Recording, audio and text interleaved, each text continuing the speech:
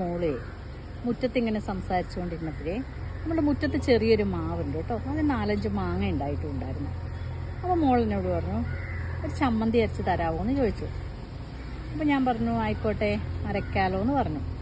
അങ്ങനെ ആ മാവിനൊരു മാങ്ങ പറിച്ചിട്ട് നമുക്ക് ചമ്മന്തി അരയ്ക്കാം കേട്ടോ. അപ്പോൾ നമുക്ക് മാങ്ങ പറിച്ചാലോ?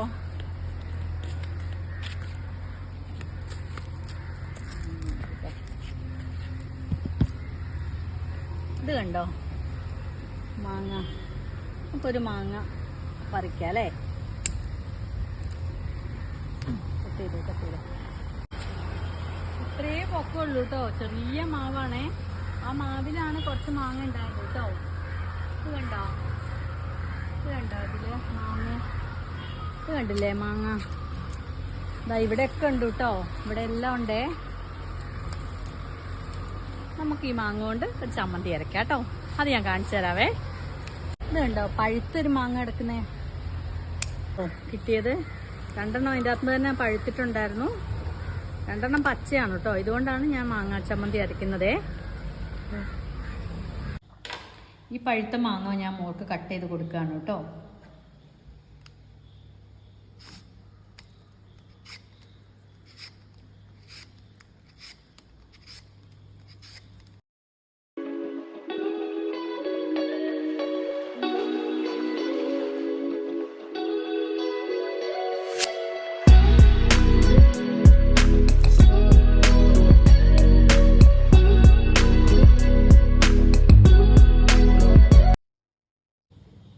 അപ്പോൾ നമുക്ക് മാങ്ങാ ചമ്മന്തി ഉണ്ടാക്കിയാലോ? തേങ്ങ, കറിവേപ്പില, മാങ്ങ, വറ്റൽമുളക്, ചെറിയ ഉള്ളി, ആവശ്യത്തിന് ഉപ്പ്. ഈ വറ്റൽമുളകും ചെറിയുള്ളിയും ആദ്യം തന്നെ നമുക്കൊന്ന് വറുത്തെടുക്കാം. ആദ്യം കുറച്ച് വെളിച്ചെണ്ണ പാനിലേക്ക് ഒഴിച്ച്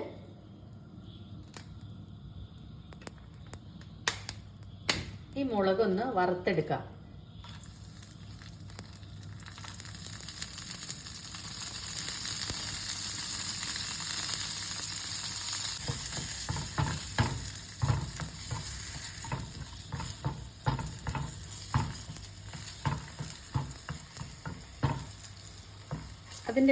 അതിൻ്റെ കൂടെ ഈ ചെറിയ ഉള്ളിയും കൂടെ അതിലേക്ക് ഇട്ട് കൊടുക്കാം.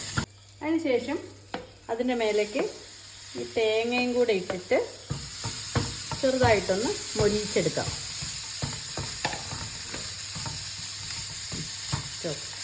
അതിനുശേഷം നമ്മൾ ഈ വറുത്തെടുത്ത തേങ്ങയും മുളകും ഉള്ളിയും ഒരു മിക്സിയിലേക്ക് ഇതുപോലെ മാങ്ങ, കറിവേപ്പില, ഉപ്പ് എന്നിവ ചേർത്ത് അരച്ചെടുക്കുക.